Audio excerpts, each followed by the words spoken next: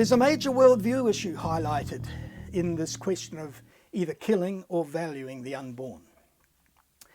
The secular culture which dominates in New Zealand at present makes the claim that the universe either exploded into existence from absolutely nothing or from some pre-existing eternal material something. There are no other options. Getting something from nothing is somewhat problematic, so most say that it all came from something, even though this is equally tricky.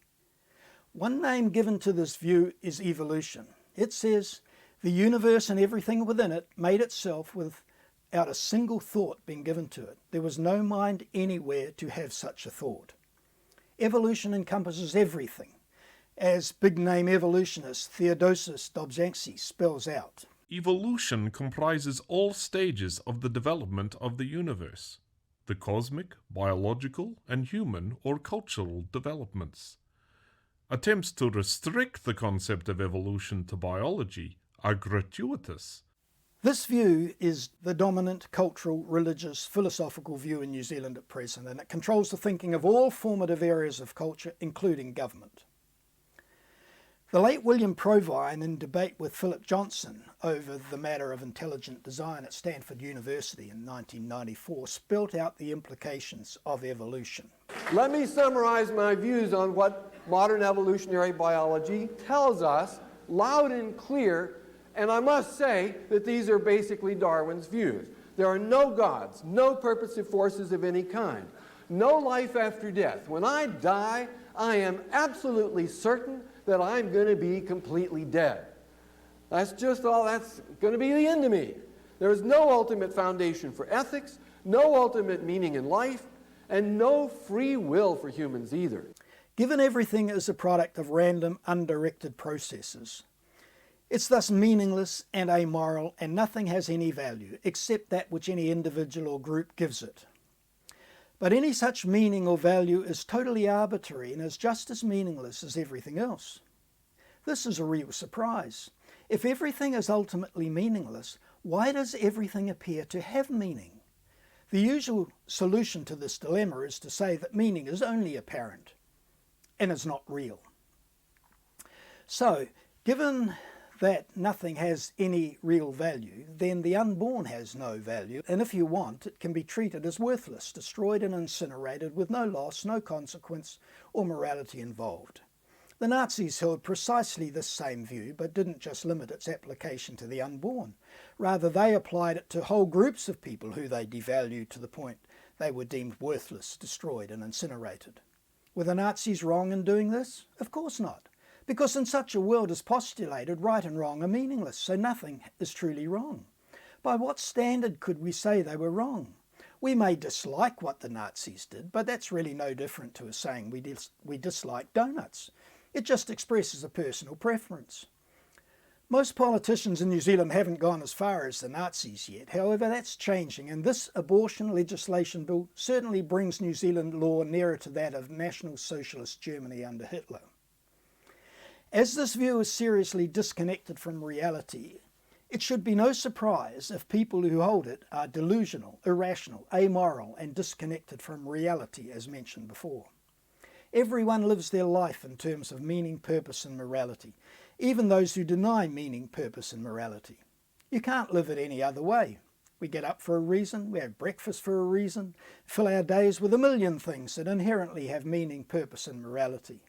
Those who get into Parliament are usually passionate about things they think are right or wrong and seek to impose their passion on the rest of us by passing legislation to force us to conform to their views. For the majority of them, this passion is ultimately a meaningless charade. No amount of passion, proximate meanings or moral causes can overcome the fact, William Provine stated bluntly, ultimately there is no meaning or morality or value to anything. Life is meaningless and then you die. Reality, the way the world actually is, and their philosophy, the way they think the world actually is pulling in opposite directions, resulting in these inevitable manifestations of irrationality, delusion, disconnection from reality. The only way to escape this bleak and barren worldview is to hold one where meaning and purpose and morality are real, not simply apparent.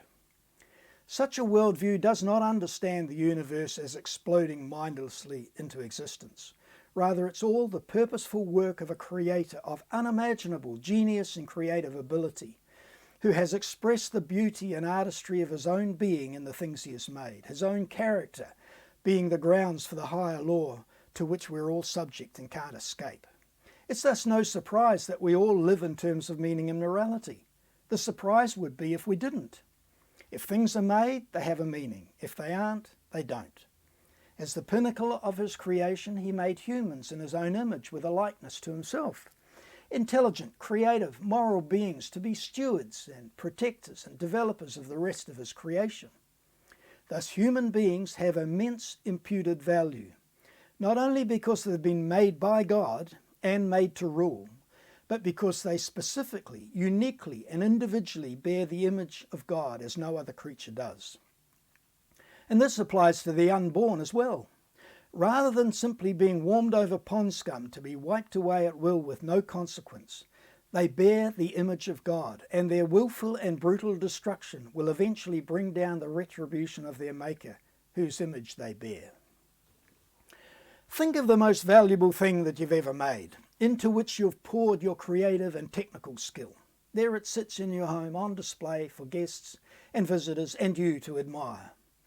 How would you feel if one of these guests, who has no creative skills such as you have, with not the slightest consideration or appreciation or acknowledgement of the time and the painstaking effort and the investment of yourself you had poured into it, intentionally and without remorse smashed your prize work to smithereens, treating it with utter contempt as worthless? How then do you think the Maker of the unborn feels about the willful, contemptuous, inhumane desecration of his masterpiece? This world is not our creation. We are not God. It does not depend on us. We did not design or build it, and thus we do not determine reality. Reality is an objective given we either accept or, as many insanely do today, reject. If we reject the created order, maybe thinking reality is a subjective matrix of our own making, it will come back and bite us. It can't be beat. Sometimes the bite is immediate, as in those deluded who think they can fly by jumping off a tall building. Despite their delusion, the direction and the duration of their flight is determined by the reality outside their head.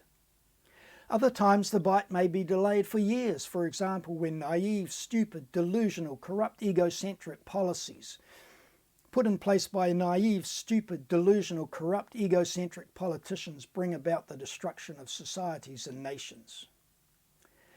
Can we conclusively decide between these worldviews? Yes, we can. Evolution says no thought or design or planning was involved in bringing life, the universe, and everything to be. Thus, there was no forethought, thinking ahead in anticipation of what was to come in the future. Arch-evolutionist Richard Dawkins spelt this out. Natural selection, the blind, unconscious, automatic process which we now know is the explanation for the existence and apparent purposeful form of all life, has no purpose in mind, it has no mind and no mind's eye, it does not plan for the future, it has no vision or foresight, no sight at all. In contrast, the creation worldview says that everything is the product of mind, and thus we should expect to find clear evidence of this by means of evident forethought expressed in the things we observe. Is there such evidence? Yes, there is. Let's just take one blindingly clear example from the life of the unborn. The baby develops and thrives within a watery environment and has no need of lungs. Yet it develops lungs in anticipation of its future life outside the womb, which requires breathing air. Not only so, but a raft of critical systems in the baby enable it first to live in water without the use of lungs, and then transition rapidly to an air environment where lungs are essential. These systems bear clear evidence of forethought, of future planning, anticipating this extremely brief period of transition. You only need one case of evident forethought such as this to refute the evolution view, and with it the devaluation of unborn children which leads to their destruction by people who hold it. It is thus refuted and should be rejected. On the other hand, the creation view is established and should be accepted, along with the immense value of unborn children made in the image of their Maker, which renders them inviolable. Thus, the unborn should be protected by legislation, rather than being legislated against, killed and discarded as so much worthless trash. Vote for those who would outlaw this evil.